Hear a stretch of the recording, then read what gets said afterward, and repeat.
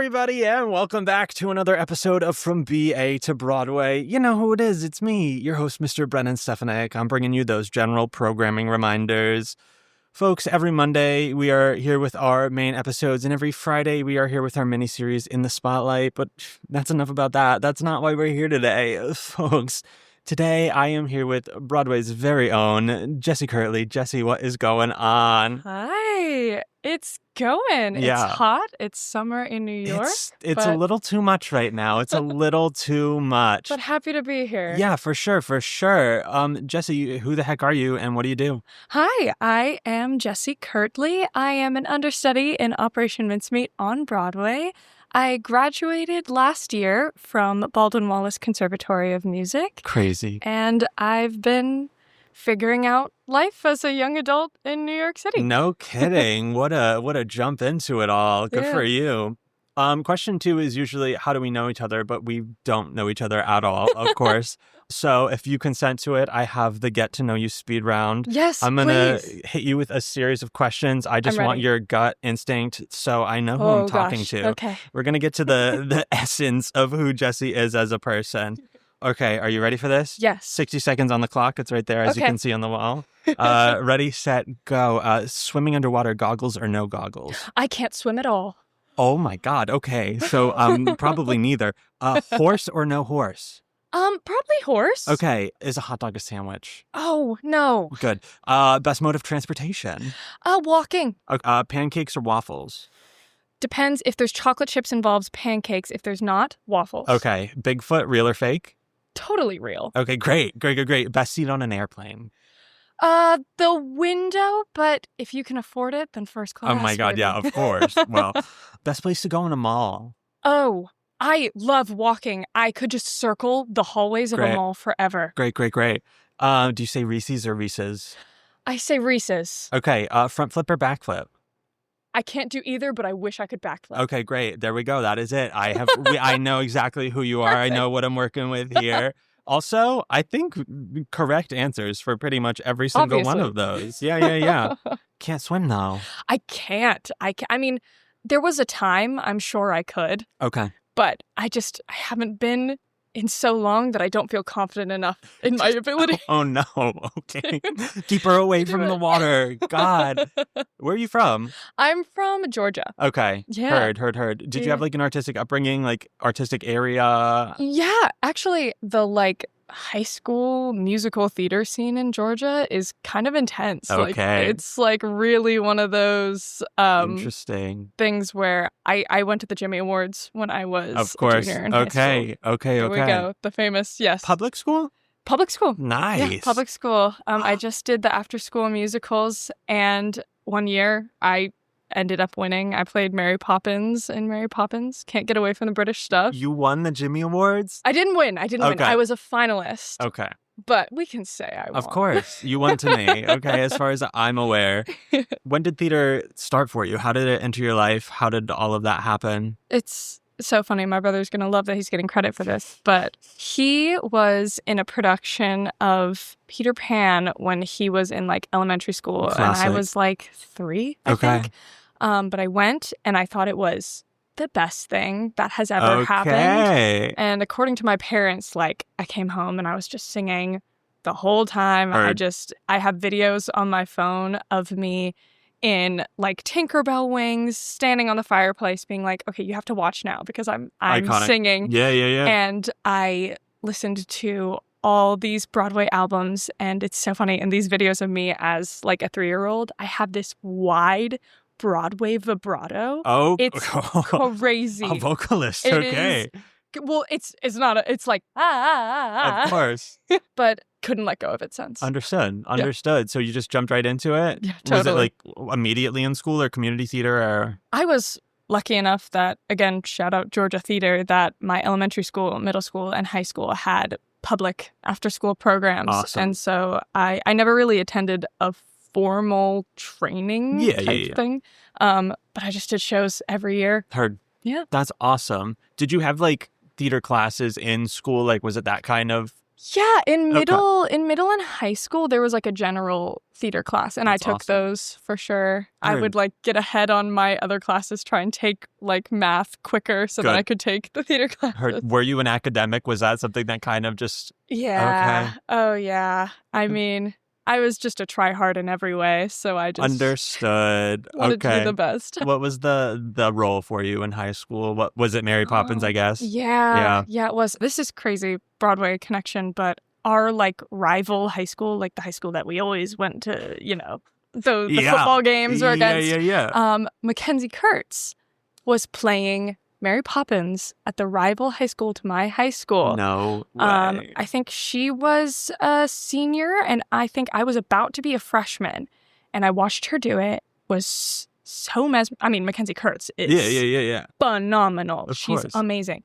Saw high school Mackenzie Kurtz slay Mary Poppins, and I was like, I need to do that. I need to be everything that she was. She was the blueprint. And then I was lucky enough that my school picked it a couple of years later, and in all fairness and honesty, my rendition of Mary Poppins was just a Mackenzie Kurtz impression. I just wanted to be her. I thought she was everything, and she still is.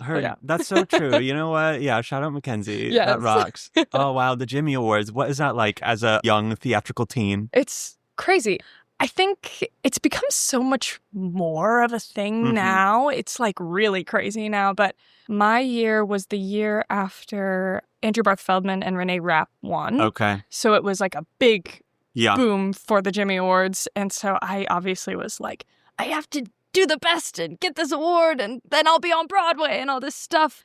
But it ended up just being 8 days of like really, really good people and a really good time doing the thing you love the most. And it just really solidified that like I needed to keep doing this. And I still talk to people from the Jimmy Awards to this day. Like I still have contacts with them. It was magical. I can only imagine what that environment is like with that many hypercharged. Oh, it was crazy. Kids. It feels. Did you do student council ever? Yes, I did. It feels like it would be like very student council event. Like, oh my gosh, yeah, it was crazy. Like every morning we would wake up and they would have like a huge like Gatorade style thing of hot water for us to do tea with lemon, and everyone was wearing scarves. It was like this tiny conservatory. Oh, wow. I kind of hate it, but of course I love it. Of course I do. Right. Yeah, that's very Glee, very semi-final. Yeah, okay. Yep. Oh, wow.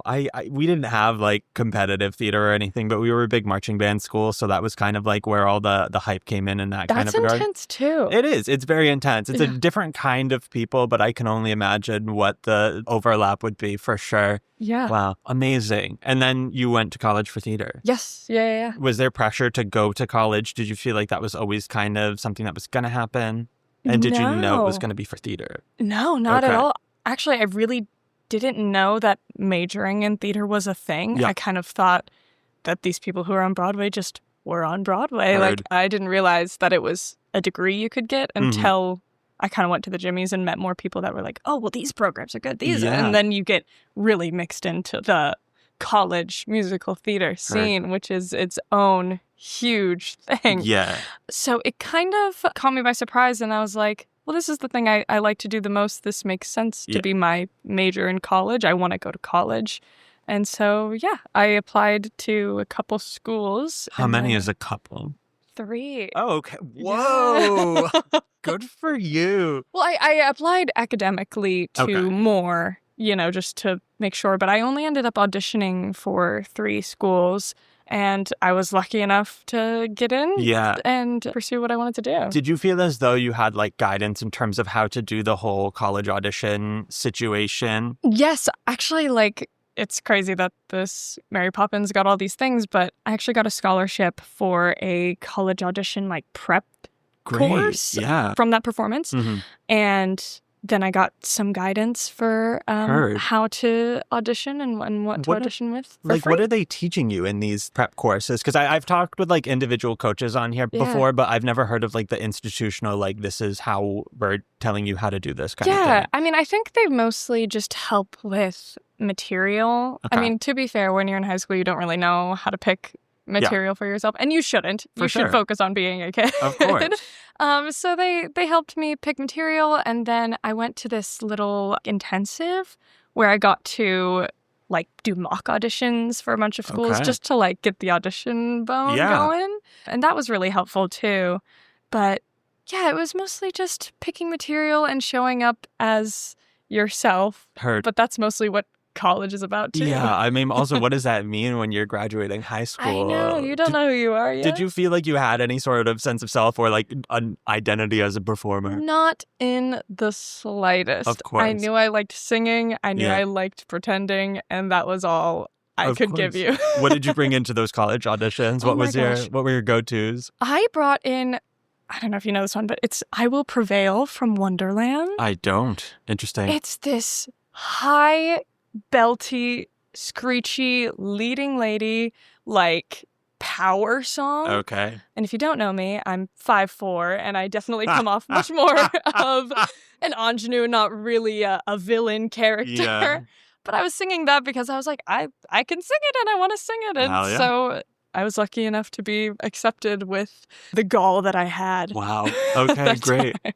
When you entered college, what was your training like? Were you entering being like, I'm a triple threat? Or were there areas that you were like, I probably should focus on this? Or what was your like kind of goal when going into college? Yeah, so I didn't have any like formal acting training prior to college. So I think my brain was like, I really need to learn how to do that. Understood. I danced all throughout my childhood. Okay. I danced at the local rec center, and then I ended up going to like a real ballet school for a few years. So I knew how to do that a little bit. And then I had taken some voice lessons towards the end of like high school. So I think I was just looking to figure out how to put it together in a way that made sense as a career. Yeah.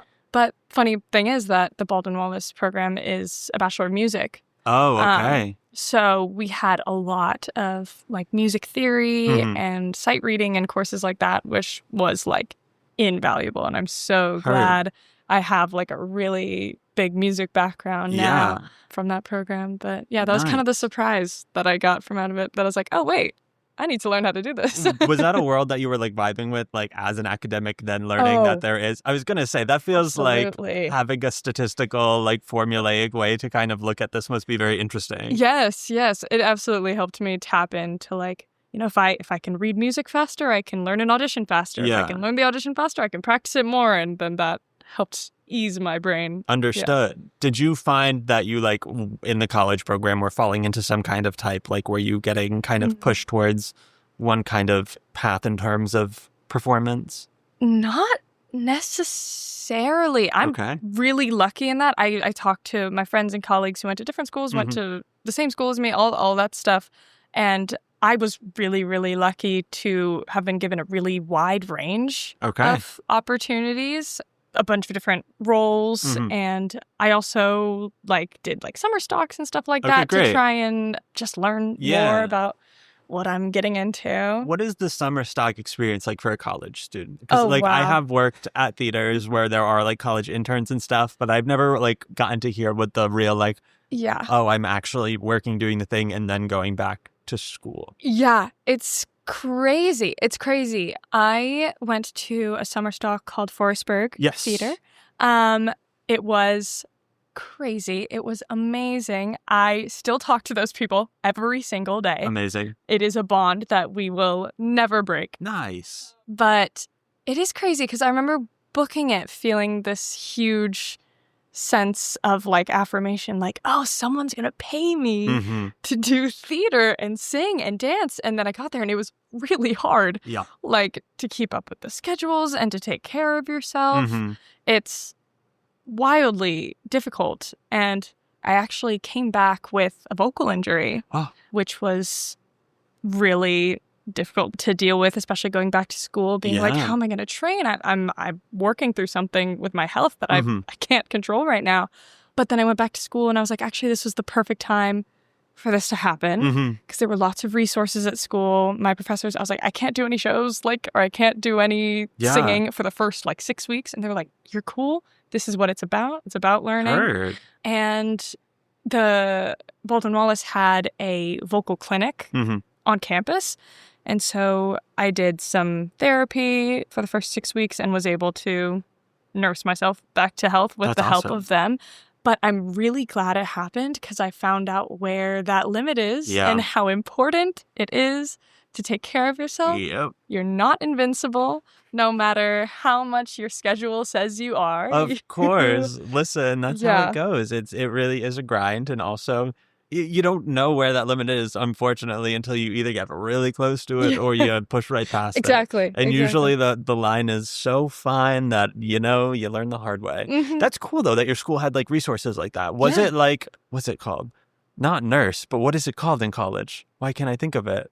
Health services. Was it like a health services thing, or was it like a student program thing? A little bit of both. Okay. There were obviously professional. It wasn't just students chilling, scoping me and stuff like that.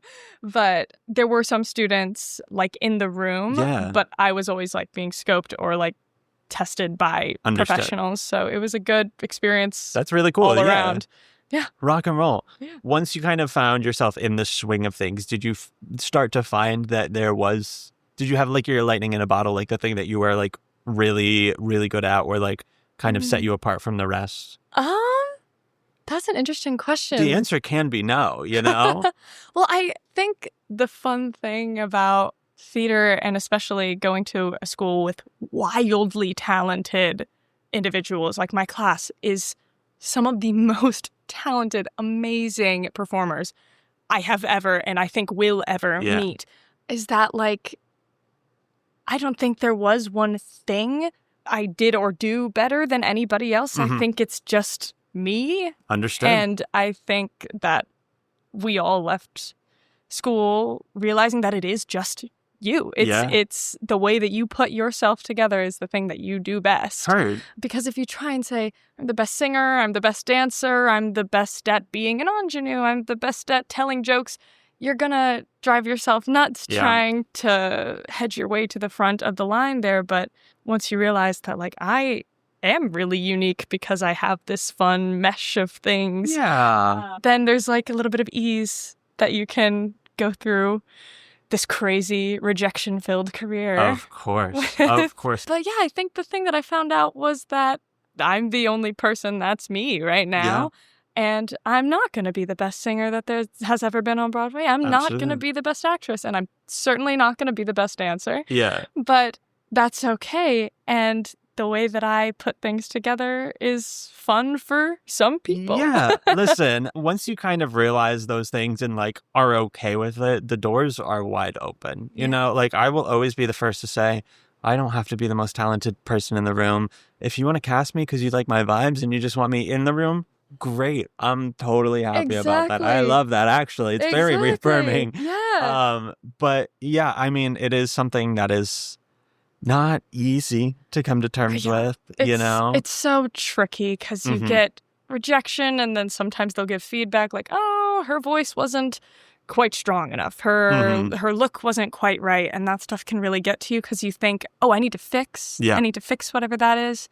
But I think that's when you get really stuck, is if you try to fix, that's when you lose the cool, fun, gooey, unique, messy parts of you that people really want. Totally. People really want to see you be an idiot. And that's how I got Mincemeat. And they will tell you that I was able to stand out, quote unquote, stand out in that audition because I just thought it was a weird show with a weird concept led by really weird, awesome people. And I was like, okay, I'm going to bring my weird. Yeah. And I'm lucky that they ended up vibing with it. Hell yeah. I love that. Did you kind of have like business education in school, like in terms of like how to actually make it a career and stuff? Yes. In school, we did a couple courses that were career-based. We took like tests that are like, what survival jobs fit you really well. We got to like take a look at how equity works and all that stuff.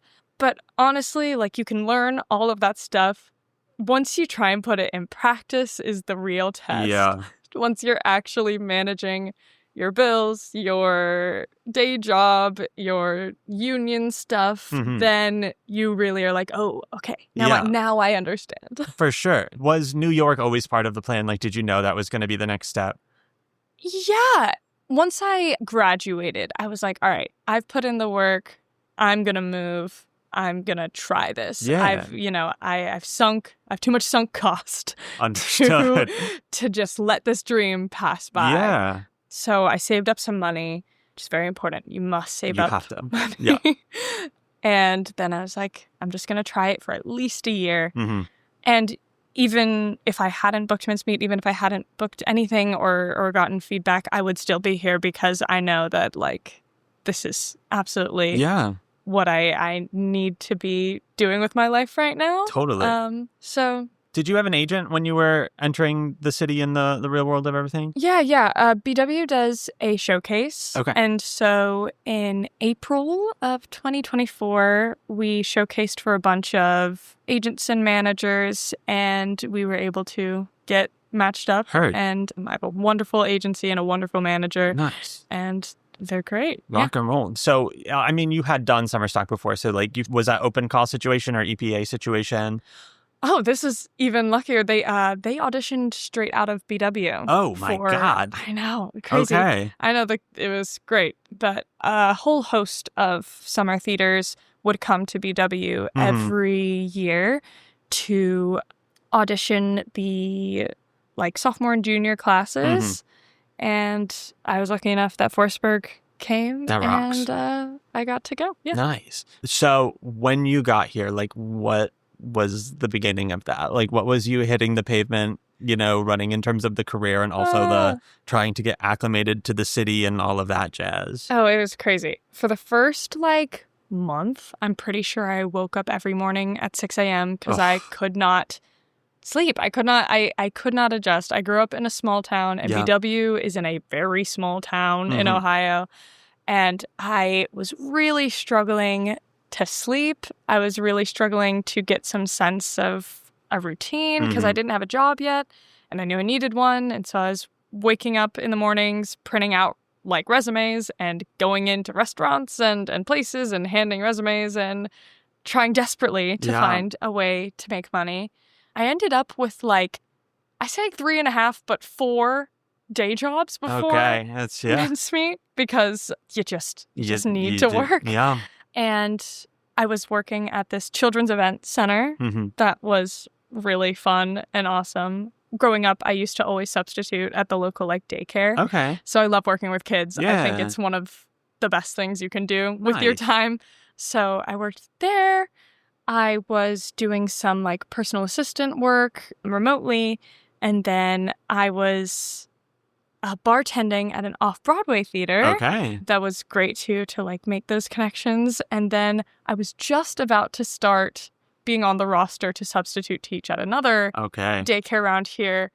Never ended up starting because other things happened. But yeah, it was a lot of grinding. Understood. I will say I deleted all my social media for the first 6 months of living here. 6 months? 6-ish months. That's crazy to me. And I cannot recommend it enough. Interesting. I really, really cannot recommend it enough, especially for people who happen to be coming out of these programs where you know that everybody just moved to New York. Everybody's trying to make it.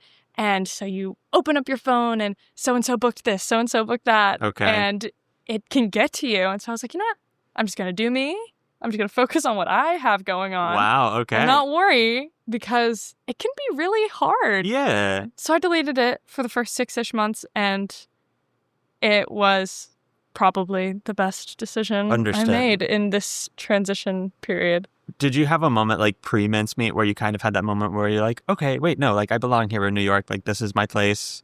Yeah, I think it was... I had just gotten into some more callbacks. The callbacks weren't immediate for me. I was just going in auditioning and they're like, hi, good to meet you, but bye. Once I was starting to get some callbacks, I was like, that's a win. That's the win for me. You want to see me again. Something will come along. And I had built kind of a life for myself with these jobs. I have really, really great friends and really, really great relationships. That's the other thing that came out of deleting the social media is that my friendships got deeper and better because we were texting and we were seeing each other face to face to catch up. I wasn't just looking at their story and stuff like that. But yeah, I really felt like I was where I'm supposed to be. And then Mincemeat was like the absolute, obviously it was the absolute affirmation of like, you're doing what you need to be doing. But it was just the cherry on top, honestly. Yeah. Let's get into it. How did it happen? What was your process? Yeah. I started with a self-tape, as so many of these journeys do. Was it just like an EcoCast Actor Access situation? It was sent through my agent. Okay. My agent got me this appointment, and I sent in a self-tape. It was for the Jean Leslie track. Okay, so they like gave you the material itself. Okay. Yeah, exactly. It was for the Jean Leslie track, and I sang All the Ladies, like a little cut of it, and I did it with sock puppets on my hands. Because I was like, this is such a fun song, and it doesn't work without the background vocals. Yeah. You know, I was like, someone has to do it. And even though the background vocals weren't in the audition side, I was like, I know the song. Like, I think it would be really fun. Okay, yeah. I'm just going to do it. Hell yeah. And so I did it. And then they called me back in, which is a lesson in itself. Even if you think it's like weird or a little outlandish, you know, just try it. You're singing in your bedroom. Exactly. Who cares? Who cares? Literally. But yeah, they called me back in, had me do the exact same material and some song of my choice, whatever I wanted to do. I sang Goodbye from Catch Me If You Can. Okay. That's the song I showcased with. It's like my favorite. Yeah. I love to live my tenor dreams. Hell yeah. In that. But yeah, I sang a song of my choice, and then they ended up calling me back in with the Jean material and the Monty material because I think they already knew that they needed their covers to cover multiple tracks. Yeah. So I came back in, did some more material, and then they called me back in. These audition processes are long. Yeah, this was kidding. Like a month, more than a month probably. And then they called me back in for the final callback where I was doing Jean and Monty material for the writers who had flown in from London, which was crazy. Because they're the voices that you listen to on the album, the people that wrote this material that at this point I loved. Yeah. I was obsessed. You know when you get an audition and you're like, oh, but I don't want to like really fall in love with the material because what if it doesn't happen? I had already gone full like dove in to this material and was obsessed with it. Yeah. So when I met them, I was like, oh my gosh, this is a win. Are you a silly, goofy person? Like, was that like kind of your brand prior to that? Actually, no. Okay. If you look at my resume, like my most recent credits before were like Molly in Ghost and Natasha in Great Comet. So it was more like sad stuff. I was mostly doing like really sad things. Yeah. So this was kind of a departure for me. Okay. But I think it's really close to who I am. Okay. So yeah, I think I'm a silly, goofy person. I don't often play silly, goofy people. Yeah. But now I get to. Of course. What's your favorite TV show? Like, what is those kinds of things that are central to you? Oh gosh. Favorite TV show, favorite movie. You're about to see how like unplugged I am. This is about to be so annoying. Interesting. I don't have like any subscriptions or like what's that word? Streaming services. Yeah, I don't pay for any, with the exception of Paramount Plus to watch Drag Race. Okay. That is the only thing that I pay for. Otherwise, I just watch like YouTube because I don't want to pay for it. All right, now we're nerding out. We're getting really nerdy. Let's go for it. I love watching people play video games. Okay, great. It's very calming to me. Yeah. I'm obsessed with watching streamers play Elden Ring. Okay. I think Elden Ring is the most beautiful game. Interesting, okay. Ever.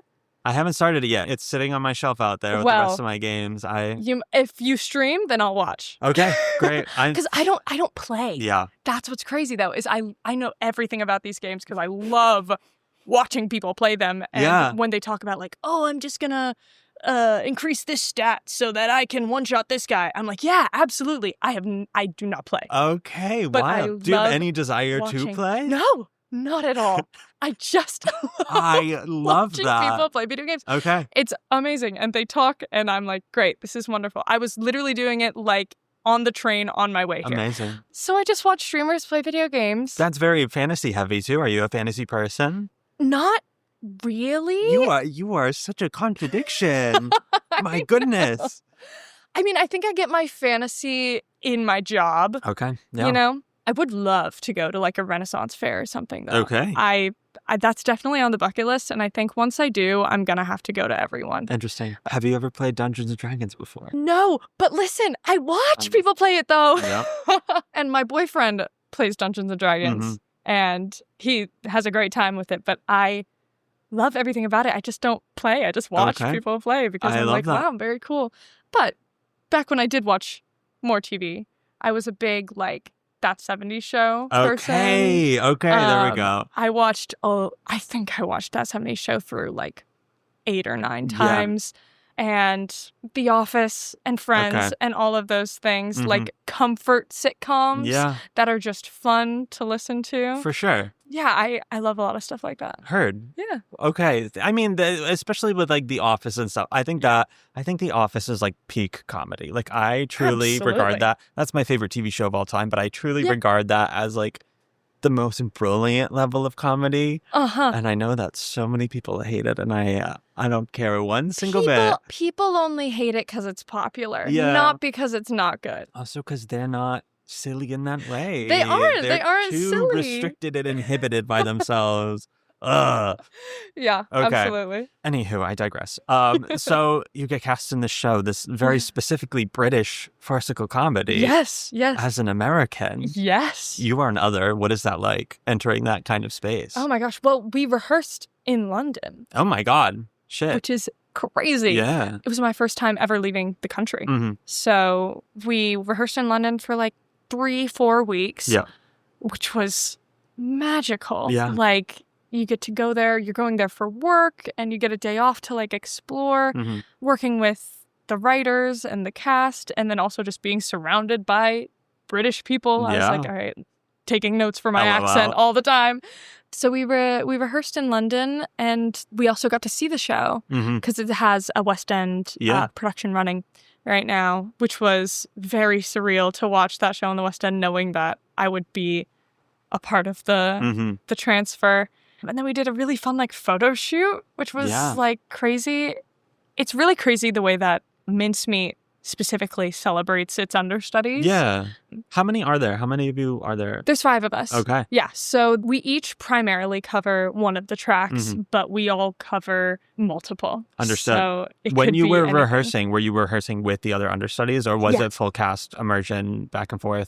We pretty much built a show with just the understudies, which is a very unique experience. That's really cool. Usually as an understudy, like you just have to watch the people that are the principals and figure it out for yourself. But we got to like do table work and like hang out and build these characters for ourselves because they knew that we would be, you know, a part of the fold and the community. And they care so much about the community that Mincemeat has created.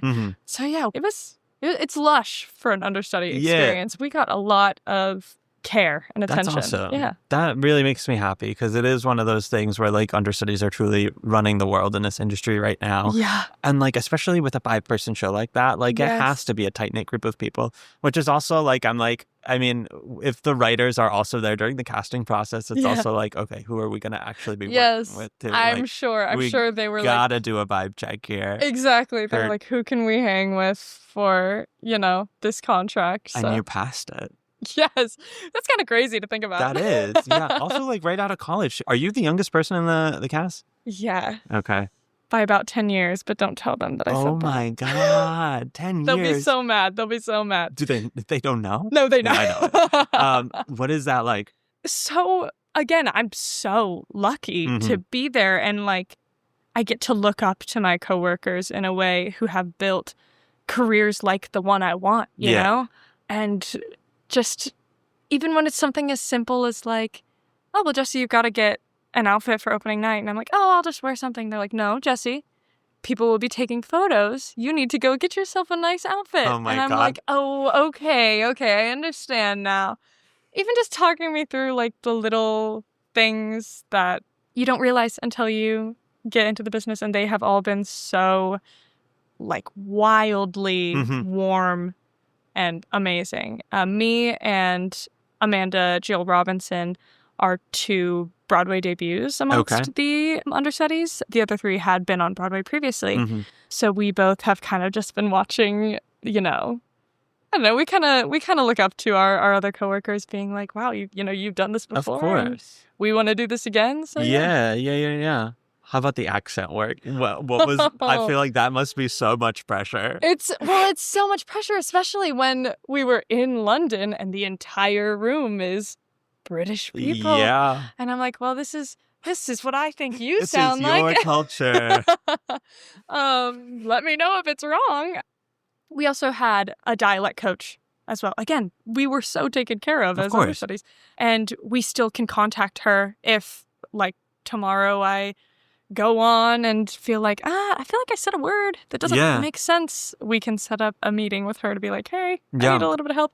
Or I can just knock on any of my coworkers' doors and be like, hey, you're British. How do you say this? And they'll tell me. Heard. I love that. So when I saw the show, you were on. Really? Yes, you were the only understudy on. And I looked at your bio and I was like, oh, there's this American girl in this very British show. This is going to be very interesting. And you truly fit in so seamlessly. Thank you could tell that it is such a supportive community. Like, you could tell that they were just like holding you right up there with you as an equal. And it was one of those things where I left and I was like, that was really nice. And it's also, I don't feel like I see that all the time, you know? Yeah. I've definitely seen enough shows this past year with understudies on where I'm like, it's not always that same sense of camaraderie. And it's not that like they aren't trying to lift their people up, but there's sometimes where like it's just not as seamless like that, you know, and you can tell. Yeah, absolutely. I mean, Mincemeat is by far and away one of the nicest groups of people, cast, creative, everybody in the building are so kind and so ready to have a good time. We play so many jokes on each other, like backstage or hanging out with each other. It's all good fun, and Mincemeat is so complicated, honestly. I mean, there's so much to do that you have to have each other's backs. For sure. Like, you have to just go on out there and make sure that I've got you if you drop a hat that's behind your back with a mustache. And, there's so many things that are going on. And also, the 5 that have been doing this about 6 years now. They love the idea of helping someone through it because it's something new. And you can feel it that they're like, they kind of want you to like mess something up so they can help save you. Yeah. And that energy is really rare. Yeah. Honestly. It's so warm and it's so fun-based, you know? And it has to be. Of course. Because that show is 100%. Is completely fun-based, you know? And I think that the audience can absolutely feel that we are just having such a good time. I think that's exactly right. I mean, this household in particular is a big Mincemeat fan. Like, we were absolutely standing after we saw it that first time. And it's just so different than what's out there right now. And it's so just fun. And it's not based on a movie. It's not a jukebox musical. It's not any of these things that we have been just like so oversaturated with for years and years and years now. Yes. So the fact that it is just something so... It is lighthearted. It is funny. It is dumb in the best kind of way. Yes. It's also like educational in a way too. Is, for sure. It is just like a delightful mix of things for just like an evening out of theater. Like, especially right now, I feel like we're about to see art take a very specific route of trying to change the world, which is necessary. You know, it's going to be. I'm feeling like we're going to see a lot of serious political theater. Yeah, and I think having something like this that is just such a high caliber level of just fun and just escapism is just so important too. So it's really nice. High caliber fun. That's the best way I've heard that described. There's a lot of girlies out there trying to be fun. They're trying to be fun and silly and different, and it's a swing and a miss. It's a swing and a miss. Yeah. And I gotta respect it because like that specific kind of comedy, it is a craft. It is truly a craft. It is meticulous. It takes a very specific kind of brain, and it is the brain of the best kind of people there is. Where I'm just like, nowadays, I'm just like, when I'm like meeting new people and stuff, I'm like, Listen, if you're not dumb, if you're not silly and whimsical, like, yes, I'm little sure bit you're of it, great. please. I don't need anything else but that right now. I don't, you know? Absolutely. I have so many people in my life who are just filling those gaps, and it's just a much better existence when you can start to not take yourself so seriously as a performer, but also B, as a person. Yeah. You know? Absolutely. This world we live in is ridiculous. It's crazy. It's so crazy. Yeah. And none of us has to be here, so let's have fun along the way. That's what I say. I totally agree. I think there's also an element of Mincemeat that's refreshing in the fact that, like, these guys just made this because they wanted to. Literally. And started performing it for a house of, like, 40 people. Yeah. And then people were like, this is really good. And then it's a true, like, ground up story. Yes. And theater is a business, you know, that's so rare to 100%. And I think it's so encouraging for young writers and young creatives and young idiots who want to write something stupid to just do it. Yes. And just put it out there, because you can make it. Although they have a production running in the West End, they have a production running on Broadway. They just announced an international tour from this idea that these guys had. Yeah. Just hanging out in university. Like the dream. Like my introduction to theater was Team Star Kid. I don't know if you're familiar with that. Absolutely. Of course. That was my introduction to theater. I was just a misunderstood high schooler who couldn't find my circles and my places. And so I was just consuming all of that by myself. And then one day, like, I auditioned for drama club and whatnot, and that was kind of where I found my people and whatnot. But, like, it was that kind of thing where I was like, I am just watching this group of friends make silly theater. And I was like, that is the dream. Yes. That is the dream. And then, like, I kind of watched them go on to, like, become professionals and start making money off of these things that they are putting out to the public. And I was like, I think that's, like, Broadway, yes, amazing. TV, yes, amazing. But at the end of the day, if I can just make money making art with my friends, absolutely, that is the dream. Absolutely. You know? And I think that Mincemeat being on Broadway is a statement that, you know, people like it. And people want to support it. And it can be, like you said, high caliber.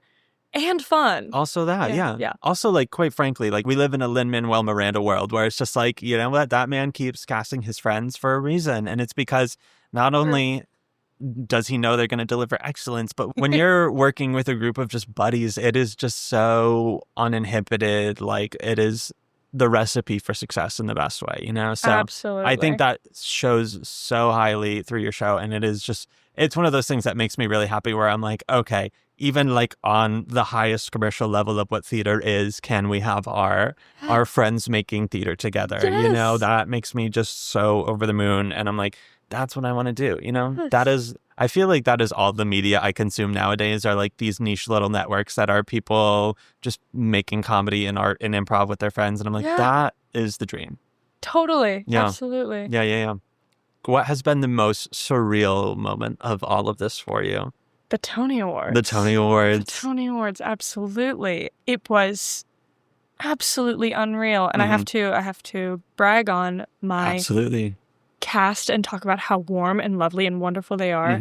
The team Spitlip, who there's 3 of them that are in the cast that also wrote, they ended up paying for tickets for the understudies to come to the Tonys, because obviously you only get invited to the Tonys if you yourself are nominated. Let's peel back that curtain for a sec, folks. There are so many people in so many shows on Broadway, and very few of them are actually invited to attend the awards. Even if you are performing, a lot of the ensemble members, ship you back to your theater. Yeah, you are in a satellite location watching on a screen. Exactly. And I think that's bullshit. Yeah, come on. Who else do you want to see it than the people that were Radio there? City Music Hall. Please. There's enough seats. If we're getting seat fillers to come in, and which also I just learned about that job the other day. Absolutely wild. But if we're getting seat fillers to come in and do all this stuff, let's fill the seats with people who are actively making these things. Yeah. But the seat filler, are you familiar with how they work? Not completely. I know they exist. It's almost like doing background work for TV. You are brought in.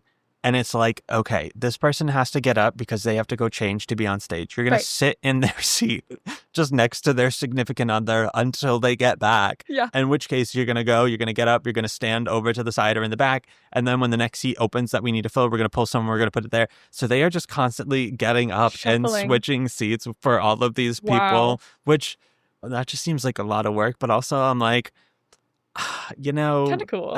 Really cool. But I'm like, I don't know if I'm that conversational. No, that's true. Like networking is so important, but also if I'm just like sitting next to the wife of some random Broadway star to warm their person's seat, I'm like, this feels weird. It would feel icky to me. It would feel icky. Yeah, I don't know. for sure. That's on me though. Has there been someone that you have gotten to meet through this show that has been like kind of life-defining for you? Yeah. Who was it? It was Daniel Radcliffe. Oh my God. Yeah. I can only imagine. And I can see your Marauders map up there, and I'm like, yeah. Oh my God, I'm exposed. Yes, I was a big Potterhead. I worked for the Harry Potter store as my first job here in New York, so it was always a big part of life up until then. But was that here in the States or was that in England? It was here in the States. Okay. He came and saw the show. And he was like, "Hi, I'm Dan." And I was like, "Oh my gosh. So nice to meet you." Wow, nice to meet you. What do you do? What are you up to? That was huge. Because, those movies were a huge part of my childhood and growing up. And meeting him was amazing. Also, his work in Merrily was phenomenal. I didn't get to see it, but I have heard nothing but amazing things. And I watched all the bootlegs. It was amazing. Yeah, I can only imagine. And there's got to be a pro shot somewhere. So I was just having this conversation the other day. They have all these resources at the library that you can go. I think it's the Lincoln Center Library. You can go and you can. I don't know if we've ever talked about it on air before, but anyways, folks, the New York Public Library has an awesome system. At the Lincoln Center branch, they have archival recordings of pretty much all Broadway shows that you can go and you can rent for the day, and they will put you in a room and I think take your cell phone or whatever so you can't record or anything. But from what I understand, you have to make it seem academic in some sort. Like you have to say that you're like writing a paper or something, which like I feel for my purposes, I can just say I run a Broadway media company of some sort and can sneak in that way. But if that is something that you're interested in, you don't have to watch all of the slime tutorials. You don't if you're a resident of the city and have a library card. Which also, if you don't have a library card and you live in the city, get one because you can get into half the museums for free. There's so many resources and like, I don't know, you can use technology of sorts that you don't own or don't want to pay for. Yeah. It's crazy. Yeah, really big ups to the Met Cloisters. Oh, I haven't been up there yet. Oh, you've got to. I just went to the Met for the first time in like years the other day. I was like, I made my summer checklist of like all the things that I wanted to do. And the first week I was like, yeah, we're going to do stuff. And I did stuff. And then I hadn't done anything for like weeks. And I was like, okay, no way. I actually got to do this. So I went to the Met the other day for a couple hours and it is so freaking cool. Yes. I love it. I love a museum. Yeah. How far up are the cloisters? They are up in Inwood. Okay. They're really far, but it's if you want an escape from like the city life and you just want to see trees and grass from a really high vantage point, and then you're also surrounded by all this artwork and history and plants. Oh my gosh, at the Met Cloisters. All right. You guys. Please, geek out. At the Met Cloisters, they make sure that all the plants are in season with what they were actually like growing at the time. They have old gardening books and they'll have little flower tours that you can go through and see all of the like things that they're growing. Yeah. It is fascinating and beautiful. The Met Cloisters are the best, and you get a free ticket once a year with your library card. Incredible. What is it? Is it like an old mansion? Is it a... It's like a castle. Okay, sick. See, I'm saying all of this, and I really am not that educated on it, but... You were there? The vibes are good, and it feels like Elden Ring, so... There you go. There we go. It all comes back. Heard. Did you go to like Scotland or anything while you were up in the UK? No, I didn't travel at all. I think mostly because I was just so overwhelmed. I mean, you had a lot going on. You had a lot going on. Yeah, and I couldn't tell anybody why I was in London. They were like, oh, just please keep this hush hush until we announce, which is pretty standard for most shows. But I was there. And then everyone was like, Jessi, why are you not? I was like, she's been on vacation for a long time. Yeah, and I was like, well, I'm just in London for a sec. And just backpacking, just finding myself. I think they announced the understudy cast, like, the day we left. Like, oh my God. We spent the whole time there, like, being undercover, which is appropriate for the show. You were anonymous. Yes. They said they don't know who I am. Nobody knows. But I think the fans figured it out. Oh, I'm sure. Listen, if there's one thing about fandom is that they will do their research. They will figure it out. But I think, because they found us out, and all of a sudden when I was in London, I was getting a bunch of British followers, and I was like, I haven't really met anybody here. And then there they are. It was Mincemeat fans. Yeah. That's amazing. That must be so cool. It's wild. Even like stage dooring. Oh, of course. Yeah. Is such an experience. And I must say, we do have like the best stage door of all time, in my opinion. Okay. It's like small, it's quaint, and the people who come are always extremely kind and respectful and take pictures, and we sign things, and we just have a really good fan base. I think, the show, it attracts goofy, fun, whimsical people. The best kind of people. Yes. 100%. That's awesome. Yeah. Congratulations. This is so cool that you get to be doing this. Yeah, and it's amazing. You're living the dream, dude. You're living the dream. I'm still not even processing it. Oh, I'm sure. It must be so surreal every day. Yeah, absolutely. But here you are. Living proof. You made it from BA to Broadway. It's true. You're BM. Oh my God. So true. So true. This episode will be BM. Yes, absolutely. Do you have any other words of wisdom that you would like to share, or any advice for the young Jessies out there? Oh my gosh. In a very Drag Race fashion, I'm going to bring out your childhood photo. Oh, wow. What would I say to young Jessica? I think kind of what I said before about you are the only person that is your own unique soup of ingredients. Hell yeah, soup. You are a unique soup. And you're on the menu, and someone's going to order you, someone's not, and that's okay. Yeah. But when people do, they'll be like, this is the best soup ever. You are whatever you got going on in there. Chicken, noodles, something weird. Once I had soup with avocado in it, I guess. I don't know. About that, but someone will. Someone's going to love it. Someone's going to love it. Just embrace your inner soup. Your inner superstar. All right, we can end on that. Whoa. Okay, folks. Listen, get out there. Start doing the thing. We are rooting for you. We are your biggest supporters.